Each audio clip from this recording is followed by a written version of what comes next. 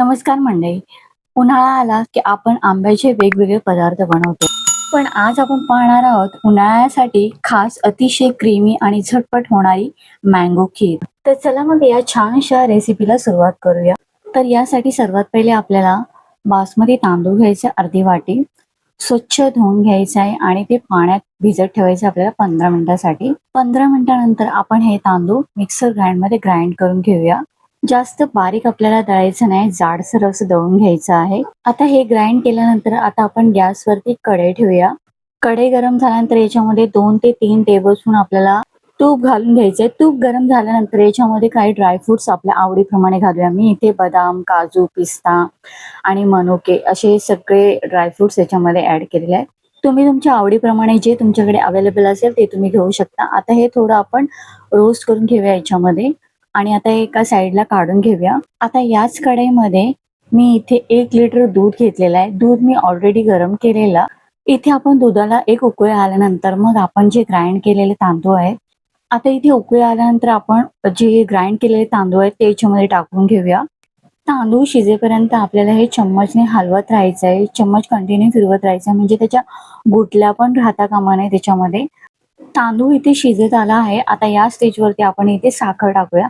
साखर मी इथे घेतलेली आहे अर्धी वाटी. तुम्ही तुमच्या जेवढं तुम्हाला गोड लागतं तेवढं तुम्ही घेऊ शकता. तर मी इथे अर्धी वाटी साखर घेतलेली. जर तुम्हाला असं वाटलं साखर कमी पडत असेल तर थोडंसं तुम्ही टेस्ट करून पाहू शकता. जर साखर कमी वाटली तर त्याच्यामध्ये तुम्ही अजून ॲड करू शकता. पण साखर आधी कमी टाका आणि नंतर मग तुम्ही ॲड केलात तरी चालेल. आता या स्टेजवरती मी इथे 3 टेबलस्पून असं केसर टाकून दूध ठेवलेला साईडला, तो याच्यामध्ये ॲड करून घेऊया. म्हणजे त्याला कलर पण चांगला येतो आणि दिसायला पण भारी दिसतं. आता हे कंटिन्यू हलवायचं आहे आपल्याला आणि मग याच्यामध्ये जे ड्रायफ्रुट्स आपण फ्राय करून साईडला ठेवले ते पण याच्यामध्ये ॲड करून घेऊया. तांदूळ जसजसा शिजला जातो तसतसा खिरीला असा घट्टपणा येतो आणि चम्मच थोडा हेवी वाटतो फिरवताना. म्हणजे आपल्याला समजतं की खीर आता शिजत आलेली आहे. आता इथे थोडा घट्ट होत चाललेला आहे. आता या तुम्ही पाहू शकता थोडा घट्टपणा आलेला आहे. पण आपल्याला जास्त घट्ट पण नाही करायचे आणि जास्त पातळ पण नाही करायचे. मीडियम ठेवायचे. आता या स्टेजवरती मी इथे एक आंब्याचा गर मी एका वाटी साईडला काढून ठेवलेला तो याच्यामध्ये ॲड करूया आणि मग आता हे व्यवस्थित मिक्स करूया. हे तुम्ही प्रोसिजर म्हणजे हे आंब्याचं गर तुम्ही नंतर जरी टाकलात थंड झाल्याच्या नंतर तरी चालेल आणि असं जरी ॲड केलात तरी चालेल. पण मी असंच ॲड केलेलं आहे गरम असतानाच. आणि आता ह्याच्यावरती आपण इलायची पावडर अर्धा टेबलस्पून. पण एवढी भारी झालेली खीर तुम्ही एकदा ट्राय करून बघा अशा पद्धतीने खीर बनवायचे.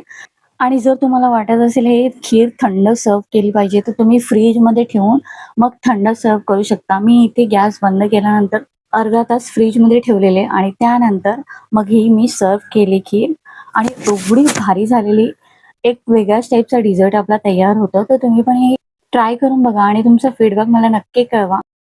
वरून थोडे आंब्याचे तुकडे, थोडा पिस्ता टाकून हे सजावट करूया. आता मस्तपैकी आपली मँगो खीर तयार आहे. तर मंडळी रेसिपी आवडल्यास लाईक करा, शेअर करा आणि अशाच नवीन रेसिपीसाठी दीप संकेतला सबस्क्राईब करा.